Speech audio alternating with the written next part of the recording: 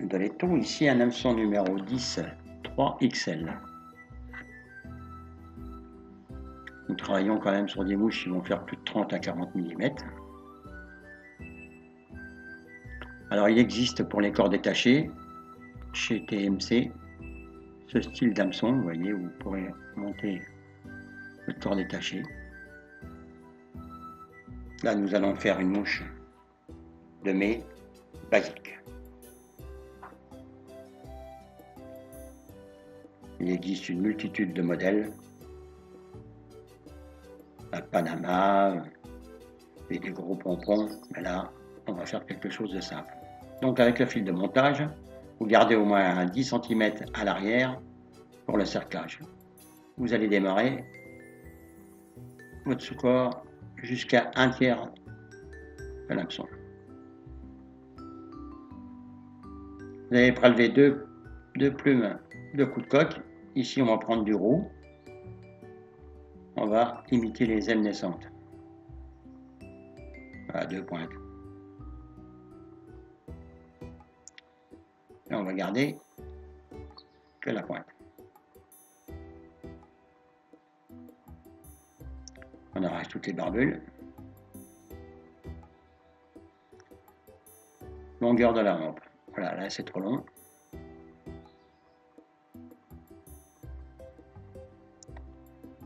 Voilà.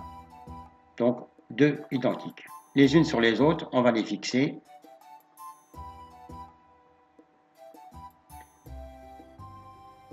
La pointe vers le guet.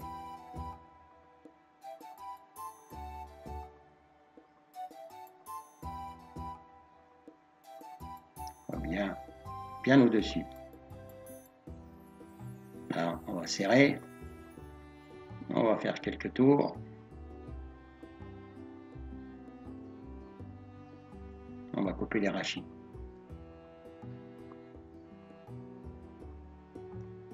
Avec la soie de montage, vous allez jusqu'à la courbure. Et là, vous allez fixer 3 hernes de faisan qui vont faire 1,5 fois la longueur de la rampe. Les mouches de mai ont des très grandes cercles et 3 cercles, pas plus. Passer en dessous, ça va les soulever et les écarter un peu. Vous voyez ?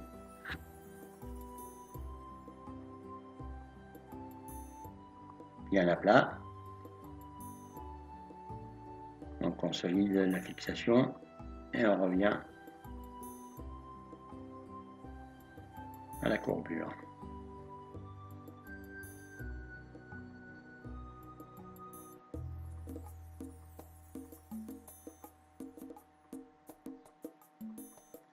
Là, on va prendre une bande de raffia. Alors, inutile d'aller acheter ça dans les magasins de pêche, vous allez payer ça une fortune. Vous trouvez ça avec des copains qui font des tomates, qui attachent leurs tomates avec ou quoi. Et vous allez prendre une petite bandelette, pas plus large qu'un tinsel.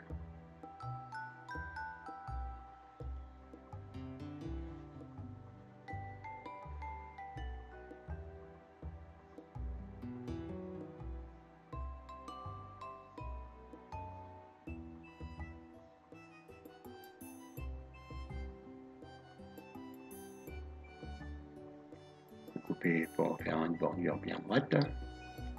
On va fixer avec le fil de montage. Vous voyez, c'est pas trop large. Fixer ça comme ça.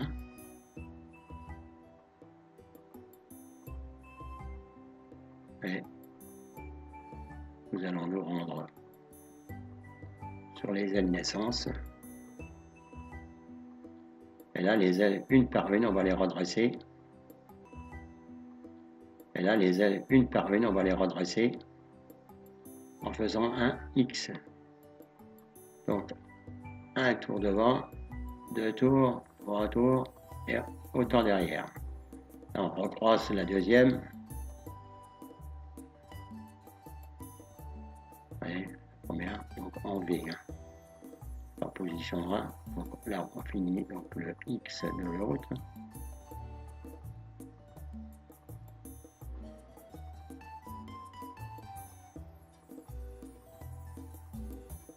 On va refaire autant d'enroulement de l'autre sens sur la deuxième pour la redresser. Et automatiquement, elle va se mettre droite. Voilà.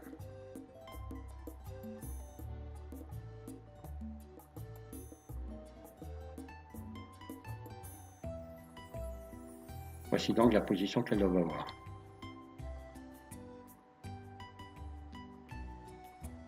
On va consolider avec une petite touche de vernis ou de colle.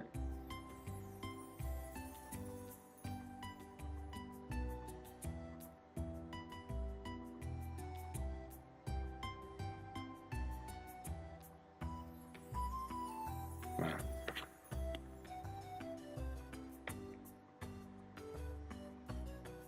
Ensuite, nous allons prendre le raffia. On va effectuer un corps. En superposant les couches de raffia les unes sur les autres et légèrement conique vers les ailes.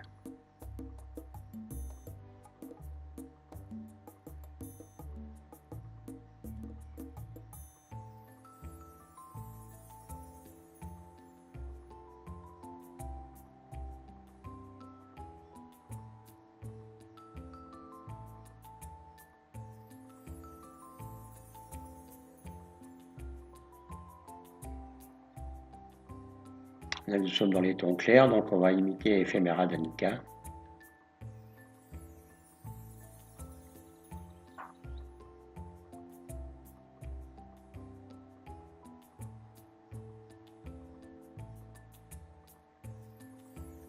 En bloc.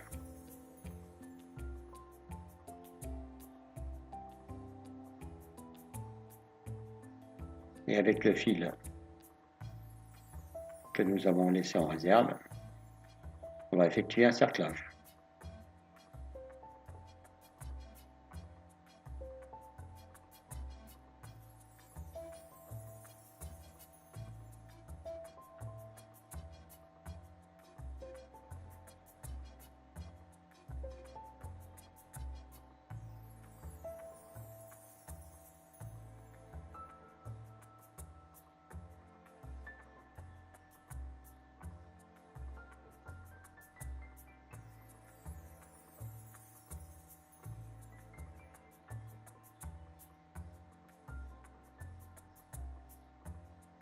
On coupe.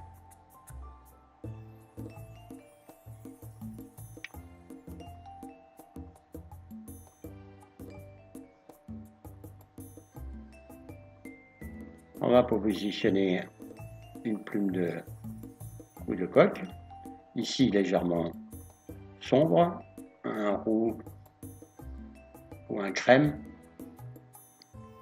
beige plutôt.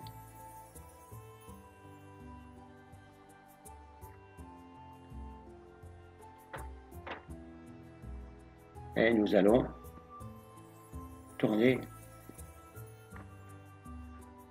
2 ou 3 fois derrière.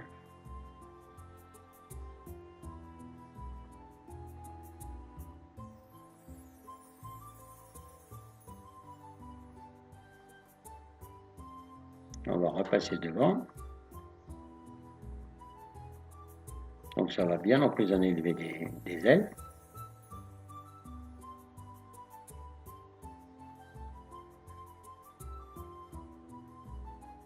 Voilà, 2 fois, 3 fois, c'est suivant la grandeur de votre axe. On peut fournir, hein, ce sont des mouches qui sont assez fournies, qui vont flotter assez haut. En période de retombée de mouche de mai, aucun problème, ça tape, les trucs s'envolent. Donc là, on conseille bien. On va remettre un hacle, mais là, beaucoup plus clair. Si vous avez du crème, mettez du crème. Sinon, si vous avez du blanc, mettez du blanc. Enfin, un crème, c'est bien. On reste dans les tons clairs sur sur la Danica.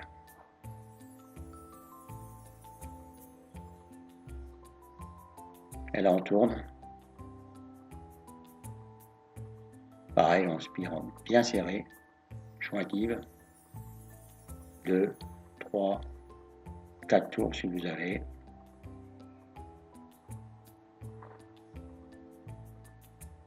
Là on bloque.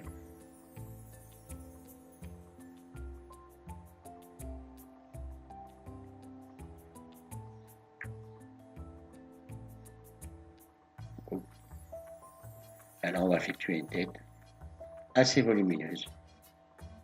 Les mouches de mai ont une tête volumineuse, donc tête conique, noire, c'est bien.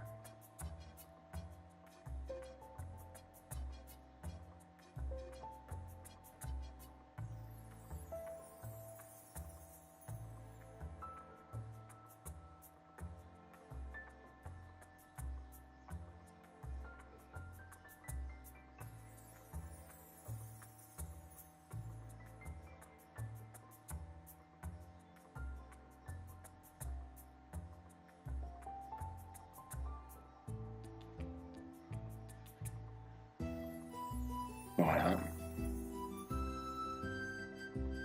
Là, nœud final. On mettra une goutte de vernis.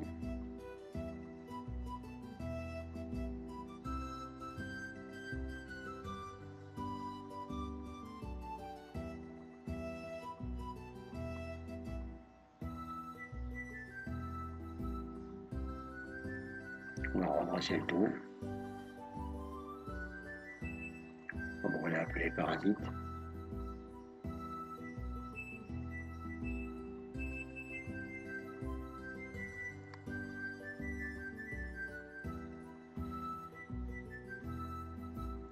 C'est donc le mouche de mai.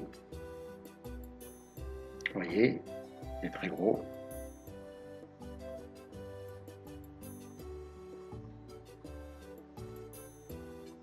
Il va 35 à 40 mm de long. Alors là, on va couper un petit peu si vous voulez que ça flotte un peu moins sur l'eau. Voilà, on va couper légèrement.